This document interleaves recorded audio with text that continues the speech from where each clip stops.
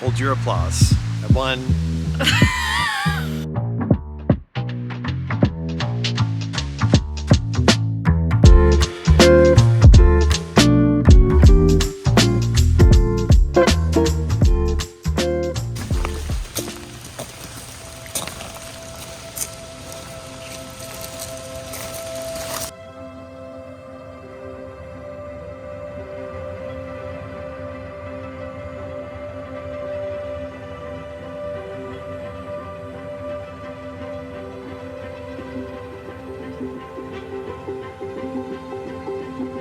Daddy made dinner. What's for dinner? Frito chili pie.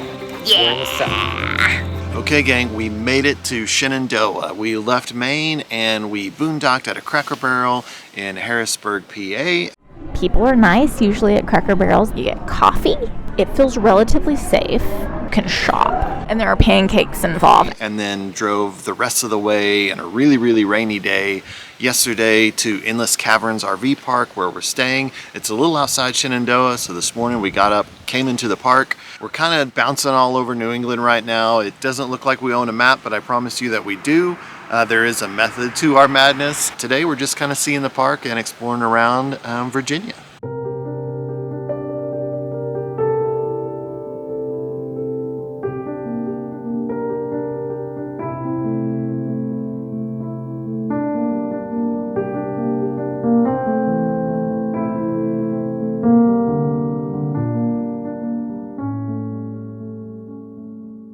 These are the same views that we had in Big Sur and on top of Cadillac Mountain.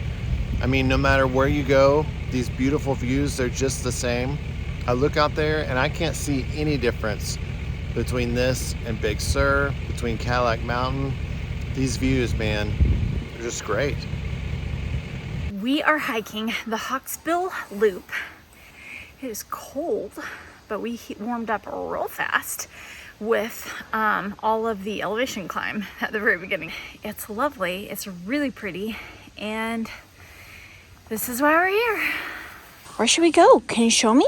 Show me.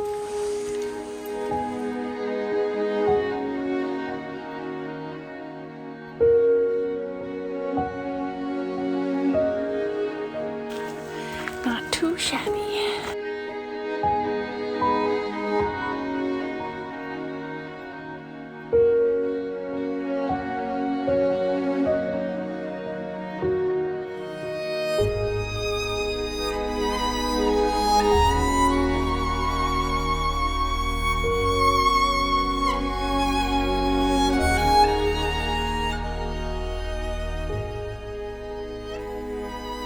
Well, we made it to the parking lot. Problem is, it's not our parking lot. So we were just talking and having such a great time, didn't even notice that there must have been another fork in the road. So we're gonna go try to find that fork in the road and get back onto the trail that we need to be on and get back to our car. What are you doing, king of the world? A lot of national parks mark their trails really differently. Some have big wooden signs, some have nice printed metal signs, and you just kind of have to know how to look out for them. Shenandoah's does theirs a little different. If you look really closely, you can see it right there. These little markings, that's how they mark their trails. So when you're in Shenandoah, just look for the post and then read the really small writing right there. How did we miss it? How did we miss it? Oh, yeah. Oh goodness. Oh, little toesies. We'll do a little helicopter tail there to recover. We found our parking lot, basically 2 extra miles.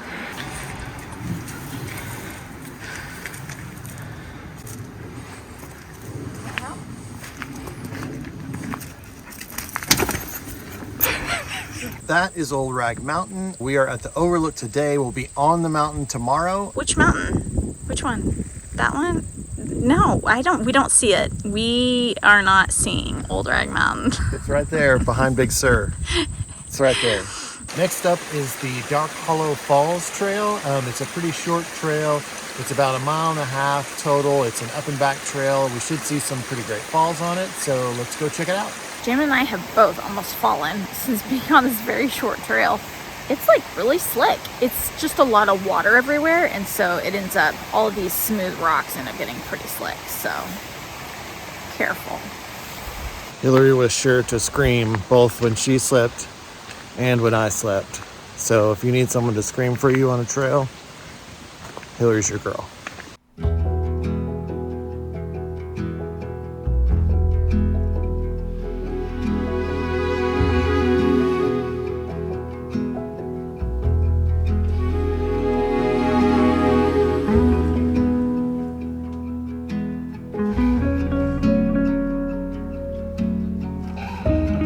It's a pretty busy trail, but I think that's for good reason because it's really, really pretty. It's relatively short, so it's pretty accessible for a lot of people. You just walk along the river and all of these little waterfalls the whole way. But now we're on our way back up.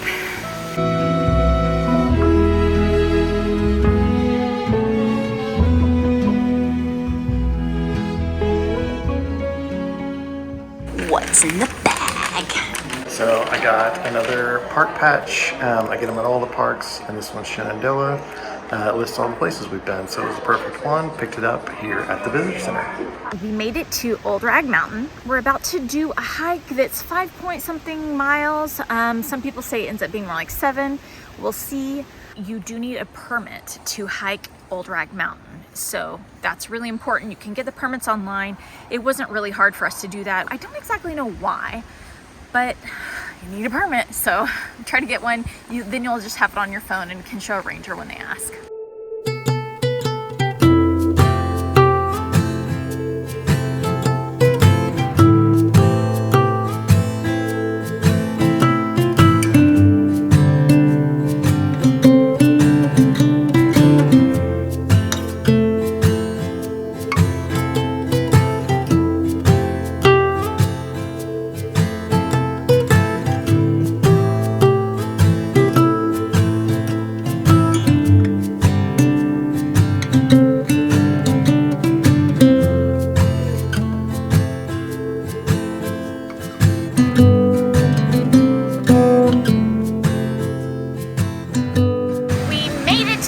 Of Old Rag Mountain.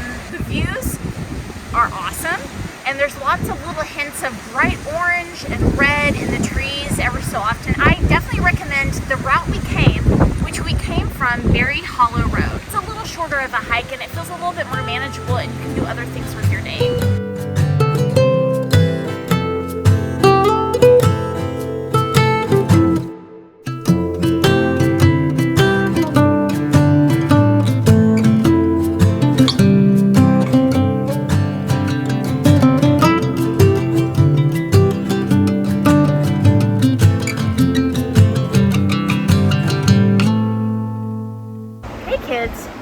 Remember, when you cross a stream, always hop at the end, and it makes it look like you worked really hard and you're having a lot of fun.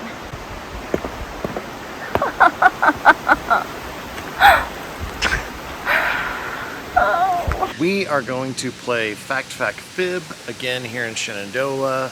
How the game works, I will say 3 statements, 2 of which are factual. 1 is a fabrication or a fib, and Hilarie has to guess which one is the fib. She guesses correctly, she gets a point. She guesses incorrectly, I will then be awarded the point. We play 3 rounds, so the first 1 to 2 points wins. Are you ready? I'm ready. I don't have high hopes though, because I think if you host the game, you're more likely to win the game. But that's okay, I love playing it. So someone's already making excuses for why she didn't win. But here we go. Round 1. There are 236 miles of road and 516 miles of hiking trails in the park. Hawksbill Mountain is the highest peak in the park. The park is 95 miles from Washington, D.C. It is not 95 miles from Washington, D.C. because I have mapped it and it takes about 3 hours. So you think it's more than 95 miles? Mm-hmm. Yes, I think it's more than 95 miles to Washington, D.C. You're incorrect. Oh! It's not 95 miles from D.C., it's 75 miles from D.C. Oh, wow. So I was wrong on all fronts. So, point goes to me. For those of you keeping score at home. Hillary almost So got hard. that point if she'd gone with the first instinct. But then Hillary, this is how Hillary makes all of her decisions. She makes a decision and then she second guesses that decision, makes no decision, and then makes a different decision than the first one. Pretty much. Yeah. Round 2. The Right. park was authorized by President Calvin Coolidge in 1926. President Hoover established his retreat, Rapidan Camp, which includes 13 buildings. The park was established in 1935 by President Theodore Roosevelt. A lot of presidential Right, statements. president themes. The second one is false because you mentioned Hoover, and I actually think it was Roosevelt that had a place here. Final answer? Yeah. You're incorrect. President Hoover did establish Rapidan Camp with 13 buildings. The park was authorized by Calvin Coolidge in 1926. The park was established in 1935 by President Roosevelt, but not President Theodore Roosevelt, President Franklin Roosevelt. Oh, aren't you cute? So that was the fit. Hold your applause. I won. Feels good to be a winner. Feels good to win. Feels good to not lose. I think I can remember what it was like to lose. And this feels better. After Hillary won the last time, she wouldn't let us play again because she had won and she was afraid to lose until now. And so Because you always win if you're the host. make sure you're subscribed because sometime within the next couple of years, we'll probably play again. Okay, well, you did amazing. Valiant effort. Thanks for standing out in the cold. That was the hard part.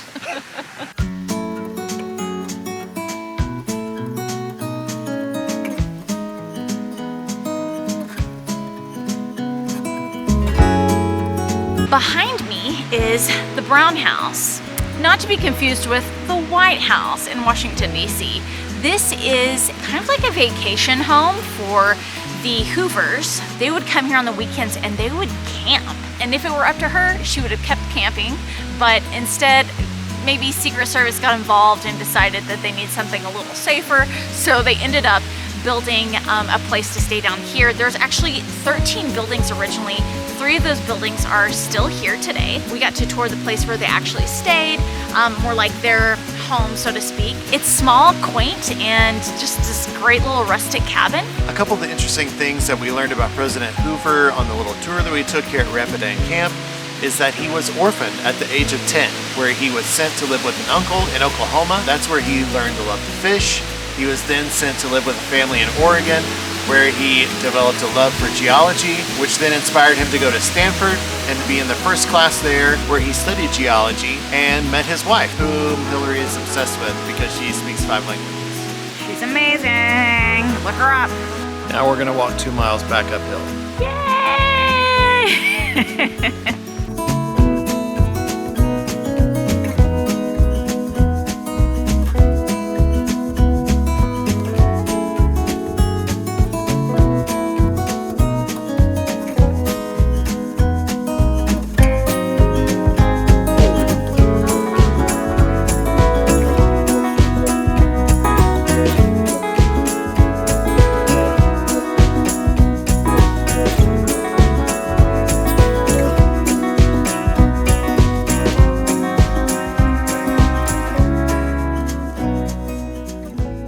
Here at Endless Caverns RV Park, they also offer tours of the Endless Cavern. So we're gonna take the tour. It supposedly takes about an hour unless you get lost, and then it takes forever. So we'll see which one we're on. Now I want y'all to be super careful. This cave can get rugged, downhill, uphill, walking on some uneven surfaces. This cave is formed in a nutshell by 2 things: time and water.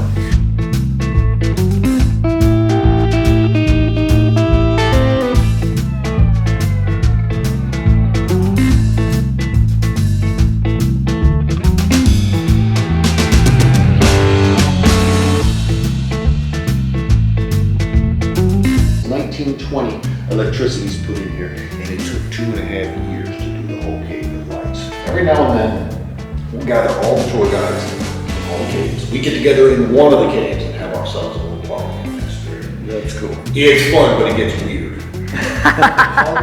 At this level, you could survive a nuclear blast, so I'm not worried about happening down here.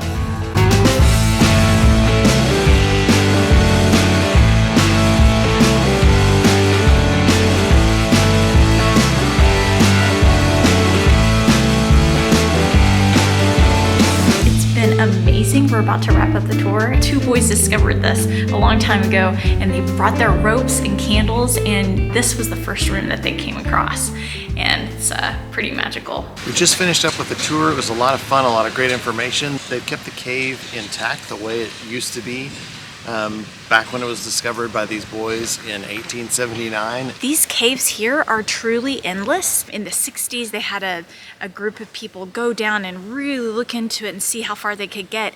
They ran out of food and had to come back. Nobody really knows how far these caves go. The tour is really easy to do. It's about a mile walk. So if you're in the area, come to Endless Caverns, check out the cave. I think you'll be glad you did. Oh, one other thing. He turned out the lights at one point completely and it was pitch black. At that point, I realized I have never actually been in the pitch black darkness. You couldn't see your hands in front of your face. You couldn't see anything. So I misunderstood that it was gonna get like really cold in there. You don't have to dress this severe. It actually got to a perfect 55 degrees temperature, which is perfect if your air conditioner goes out. It's also perfect if a snowstorm cuts off your electricity. Just stay in the cave. We are wrapping up our time here at Shenandoah National Park and the Endless Caverns RV Resort. The solitude that you see here, that is actually what we have gotten. Yeah, it's been really great here, and they have the Endless Cavern, for which it is named, that we got to explore. Tune into the podcast to hear our full thoughts on that. It was our first time going in a cave and experiencing something like that, so we've got a lot to discuss, so you'll want to make sure that you listen to that. Subscribe because we are headed to Vermont and it is October and all the leaves are changing and I'm really looking forward to it. I think I'm gonna make him do like a corn maze and a pumpkin patch and a hay ride and like all the things. Be very Vermont-y. We're also gonna go to the Mountaintop Family Lodge, which I have personally been wanting to go to my whole life. And we're gonna meet up with some friends, Nelson and Casey. So much to do. We've got to hit the road because life is short. Wander well. So long, farewell. Auf Wiedersehen, adieu. Adieu.